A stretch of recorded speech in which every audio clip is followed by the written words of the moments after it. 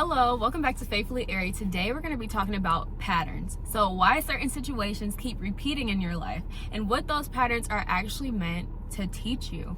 So if you ever felt like you keep ending up in the same place emotionally, the same messed up relationships, or the same place spiritually, this video is for you. So if you keep experiencing the same situations, the same burnout, the same relationships, the same disappointments, that is not random. Biblically, repeated patterns actually are tests. And so tests are going to keep repeating until the lesson is learned. So a pattern is a situation or a behavior that keeps leading you to the exact same outcome. So this is not because God is trying to punish you, but it is because there is something that He is trying to teach you through this repeated pattern. So patterns don't repeat to trap you in your situation. They repeat to teach you. The bottom line for this is that every pattern has a lesson, and until you learn that lesson, you're just going to keep on repeating that pattern. So, for example, let's say you're a people pleaser and you don't want to disappoint anyone, you don't want to let anyone down, so you overextend yourself. The outcome for this is usually the same. You become resentful, you become drained, you're like, I should have said no. Sometimes you feel underappreciated, etc. The lesson for this is boundaries. Boundaries are not selfish. They are not unloving. They are a form of wisdom and self-respect. So learning to say no does not make you a bad person. It teaches people how to treat you. Boundaries helps people know what you will tolerate and what you will not tolerate, what you will accept and what you will not accept. So until you learn how to establish and set boundaries, life will keep putting you in situations that require them until you learn how to set these stable boundaries and also how to say no. So another example of a pattern is a settling pattern in relationships. So you enter a relationship, you give it your all, you are patient, you are very understanding, you are hopeful, and you notice things early on in the relationship that don't sit right with you, but you make excuses for them. You settle for potential instead of consistency in what is actually happening in the relationship.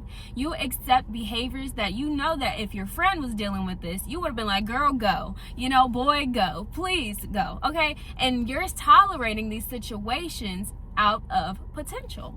Over time, the outcome becomes clear. You start to feel emotionally exhausted. You start feeling disconnected from yourself. You start to lose self-respect for yourself slowly. And the lesson here is to develop a stronger sense of self and clearer standards for what you will and will not accept in a relationship and stick to it.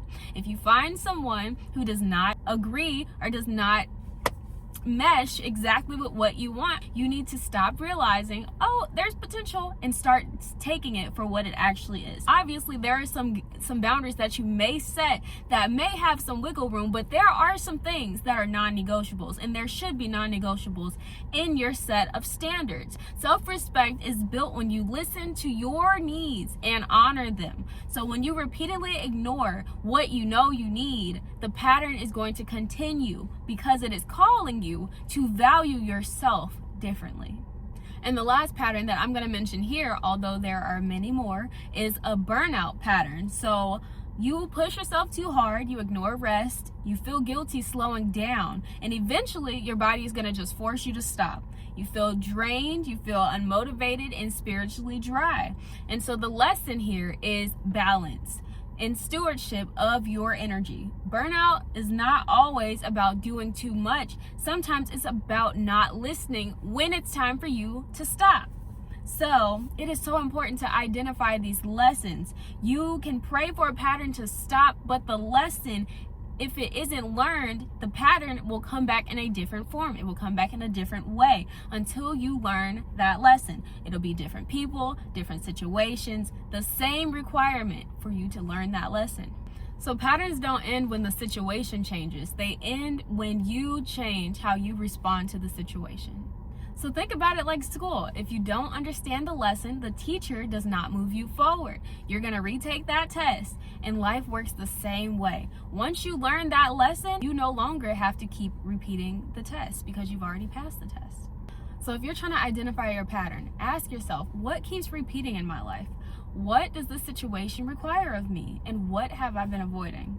What boundary, belief, or behavior needs to change in this situation for me not to keep repeating this pattern? That is usually where the lesson is. So patterns don't mean that you're behind. They mean that God is developing your discernment, your boundaries, and maturing you. So learn the lesson and you don't have to repeat the pattern. I hope you guys enjoyed this video. At the very end, I will be including a visual chart that just shows some common patterns and the lessons behind them. You might be able to see yourself in maybe one of these, and so just use it as a tool for your reflection. Thank you so much for watching. Stay blooming, stay blossoming, and I will see you in the next one. Bye, guys.